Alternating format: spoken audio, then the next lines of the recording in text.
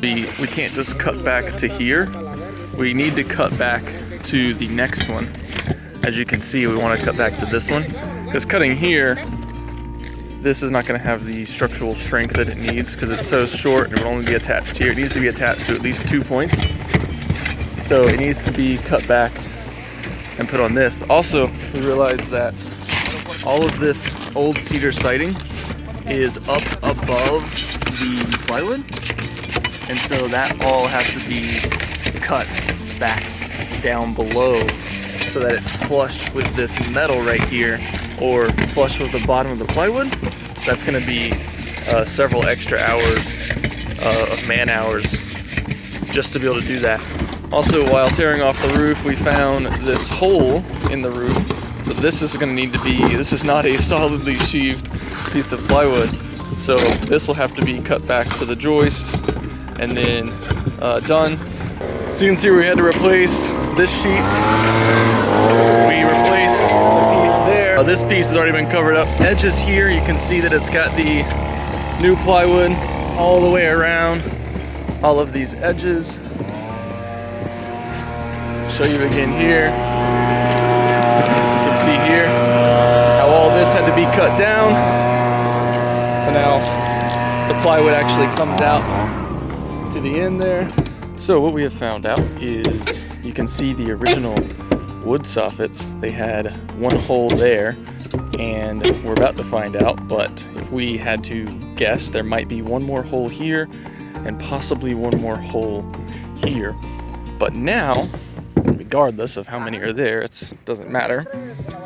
They have installed this vinyl soffit, and none of it has any perforated ventilation holes existing, which means there's zero ventilation for the intake.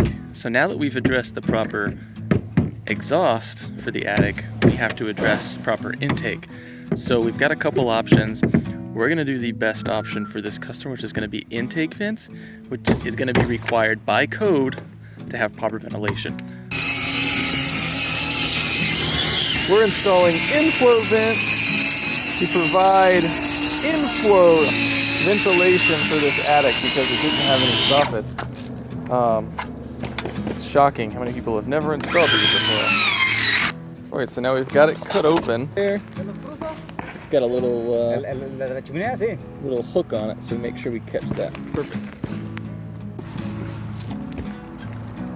Oh yeah.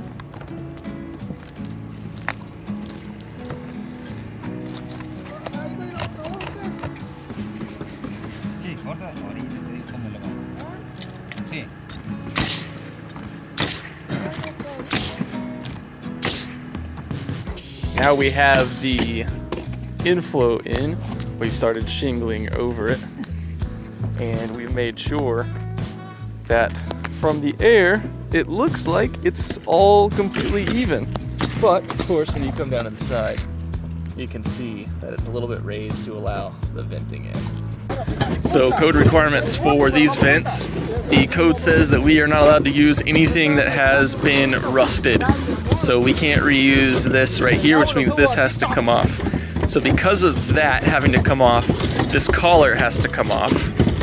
And because the collar has to come off, the cap has to come off. Well, since we can't reuse anything that is rusted, once we take this off and put it back on, we can't reuse it, so we have to put on a new one.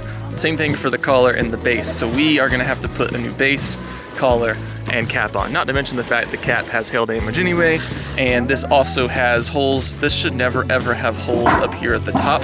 That should be completely avoided.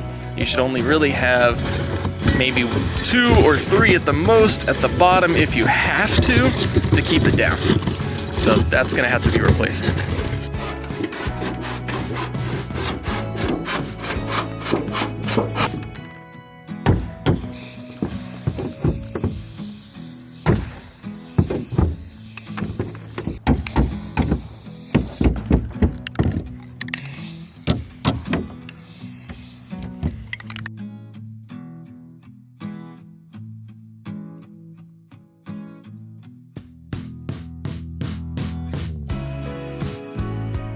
You can see here that from the ridge down, this was all ice and water shield all along, and it came out 5 feet.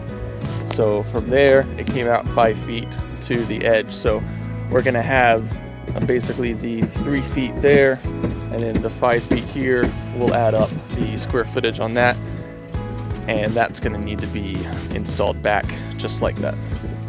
As you can see, because we had to replace this step flashing, we have had to remove the actual siding in a couple of places. So we actually removed those nails and we're able to reverse it, so we didn't have to take all of it off. And we're going to try and get it back together without having to remove all the siding.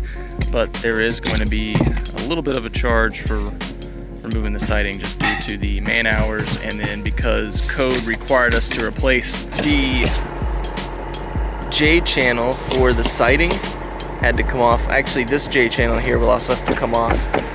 So we're gonna have a little bit of siding J channel work left to do. And you can see right in here, because of the way this whole system's designed and how much water is right here, code says that anywhere you have a sidewall that meets basically a gutter, is the simplest way of saying it, that there needs to be flashing. The code says there should be flashing anywhere to direct water away from the house. This is actually directing water directly into the house. So we need a kick-out diverter to divert that water into the actual gutter, not behind the siding. So the reason that we can't use any of this wall flashing is because it's all just rolled flashing, and you can see all the holes. Also, the idea behind flashing here is to keep water from getting up here or this way. It's really designed to go both directions. So if this had a little lip on it that was bent over and designed perfectly for that, they actually make that preformed. Or if we had like a break, you technically could get away with doing that, except for the fact that the manufacturer's instructions won't allow us. The manufacturer's instructions actually specifically name step flashing is what we have to use. So none of this flashing can be used, and it all has to be replaced with step flashing. You can see this is not proper step flashing. This is actually just like 6-inch rolled flashing that was cut into strips to mimic some sort of step flashing. That's not okay. You can see we're putting in the 10-inch step flashing all the way up. So as you can see, we are on this section of the roof that was circled in red, showing that we could not load into the dumpster. The dumpster is actually over here in the driveway, and the way this roof is built, we can't get the material from here into the dumpster directly. So a lot of it's having to be tossed over the front into the yard, or loaded up here. Now due to the weight, we can't put much more on here without getting up there and taking it off, but it's requiring all of the material to be picked up twice, which is a lot of extra man hours. Also, if we look at the back, there's no way to get a dumpster in the back because the entire thing is fenced, and the gates to the backyard aren't big enough to get the dumpster back there. We're dealing with an entire deck that goes all along the entire back of the house. So again, we couldn't offload into the back, and the weight of the dumpster couldn't be backed up in the front yard because we don't want to get the dumpster, either the dump trailer stuck or bogged down, or completely destroy the customer's grass and then have to like resod the entire yard. So we're having to pick them up twice and put them in the dumpster off this side, which is what those extra man hours are for. All right, so we just got off the phone with Owens Corning to make sure we're meeting manufacturer specifications, and they did inform us that the ridge vents here should be sufficient-ish. They were a little concerned, but said we have to do what we can. Also, after talking to Owens Corning, the placement of these vents, there's one there, and there was one here. They're actually too low from the top, so they're still concerned that we would not have enough ventilation. They actually want 5 of them on this section here for us to meet their ventilation specifications and for us to meet the code ventilation specifications to make sure you have a balanced attic. So these 2 are not going to be in the right place anymore, which means this plywood here will also need to be cut back and repaired. We're going to have another 4x4 times 2, so 4x8.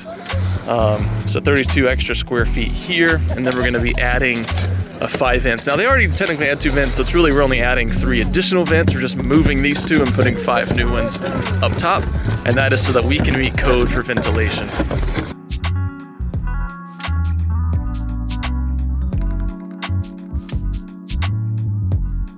So this particular roof actually had shingles hanging over here, but instead, because we don't want to put hip and ridge shingles at such a sharp angle, plus it just didn't look good, but you can see the original and all of the nail holes that were in it. So we had to cover this up or remove it or do something with it. We decided to just cover it up with new metal.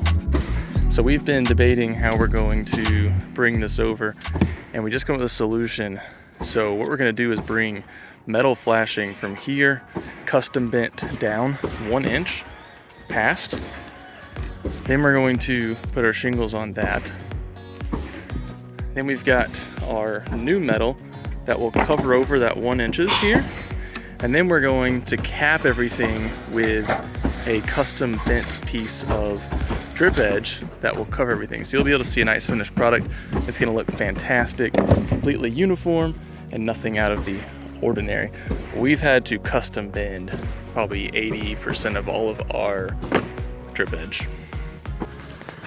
All right, so we have the metal flashing on shingles, and we've got our custom bent flashing to go on top of that. So we're gonna put that cap right over this. Instead of those old shingles that were on there, you'll have a nice solid black edge topper. It's gonna look awesome.